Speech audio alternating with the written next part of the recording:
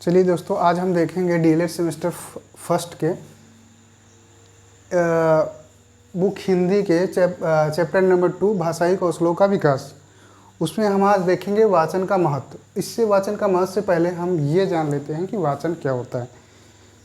भाषा के दो रूप होते हैं, एक मौखिक एक लिखित। मौखिक तो जो हम लोग बात करते हैं आपस में, वो मौखिक भाषा है। दूसरा होता है लिखित, जिसको हम पढ़ के बोलते हैं।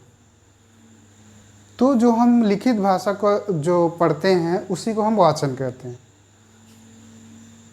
इतना समझ में आ गया। देखते हैं कि वाचन का महत्व क्या होता है। वस्तुतः वाचन एक क्या है, कला ही, एक आर्ट है ये। और वाचन कला में निपुणता या कौशल प्राप्त करने के लिए क्या करना पड़ता है, अभ्यास की नितांत आवश्यकता होती है। मतलब प्रैक्टिस मेक मैन परफेक्ट। तो अभ्यास की नितांत आवश्यकता होती है। वाचन की योग्यता, अगर वाचन की कला आपके पास नहीं है, वाचन की योग्यता नहीं है, तो आप वाचन की योग्यता मतलब एक तरह से पढ़ने की योग्यता अगर नहीं है, नख रखने वाले व्यक्ति क्या होता है संसार में कि संस्कृति महानता में अपने अस्तित्व का आनंद नहीं ले सकता है। जीवन चरित्र, इतिहास, काव्य, कहानियाँ, लेख, उपन्यास मनुष्य के लिए जिस उद्देश्य से लिखे जाते हैं, उनका आनंद और लाभ स्वयं पढ़कर ही उठाया जा सकता है। तो कहने का मतलब ये है कि अगर आपको वाचन में निपुणता प्राप्त है तो आप किसी बुक को, जैसे जो काव्य संकलन लिखा जाता है, तो काव्य को पढ़ सकते हैं, कहानियाँ पढ़ सकते हैं, कोई लेख पढ़ सकते हैं, कोई उपन्यास पढ़ सकते हैं। उससे जो आनंद है, उससे जो हमारी या तो कोई संस्कृति के बारे में पढ़ सकते हैं। तो हम वाचन से ही इन सब बुकों को पढ़ कर, किताबों के पढ़ करके हम अपनी संस्कृति को जानने की कोशिश करते हैं या जानते हैं। तो ये वाचन का महत्व है। नेक्स्ट है कि एक सुंदर वाचन में ध्यान देने योग्य बातें। जो अच्छा वाचन है उसमें कौन सी बातें ध्यान देने योग्य होती हैं।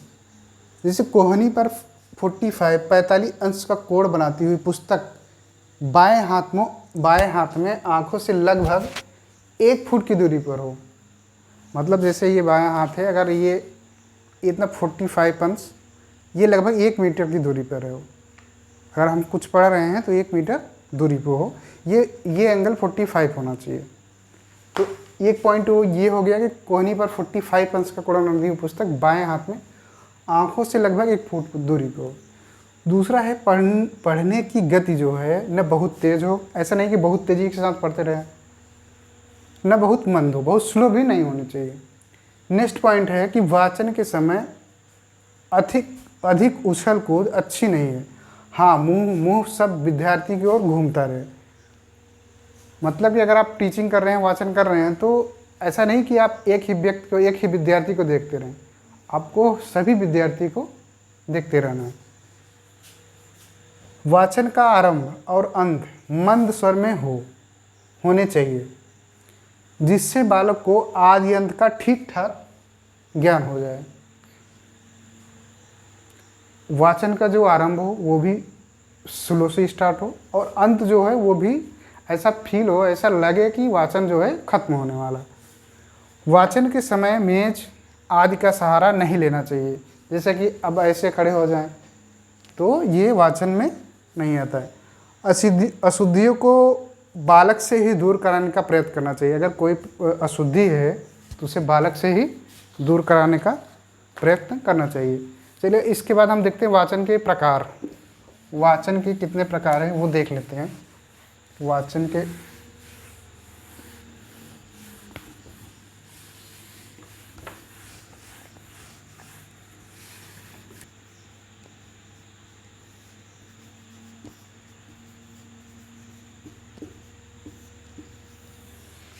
इसमें क्या है, पहला सस्वर वाचन।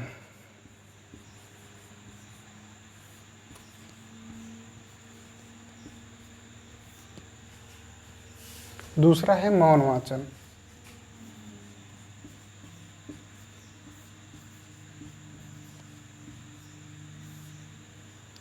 सस्वर वाचन में एक होता है आदर्श वाचन। आदर्श,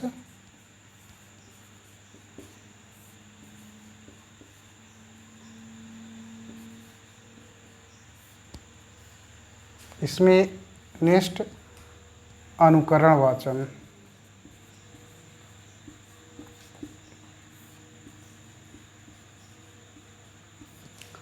मौनवाचन में भी दो प्रकार के होते हैं, एक होता है द्रुतवाचन,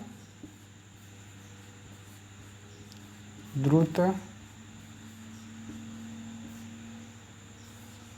वाचन, नेक्स्ट होता है गंभीर वाचन।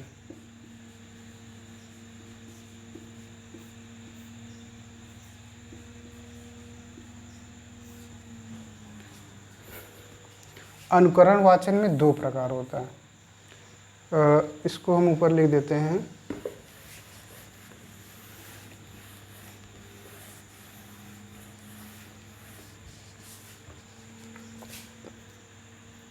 जैसे ये है अनुकरण वाचन,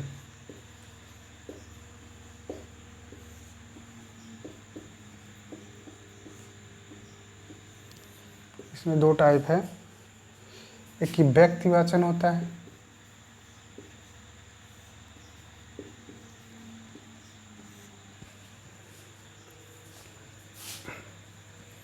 इसमें एक और होता है समवेत वाचन।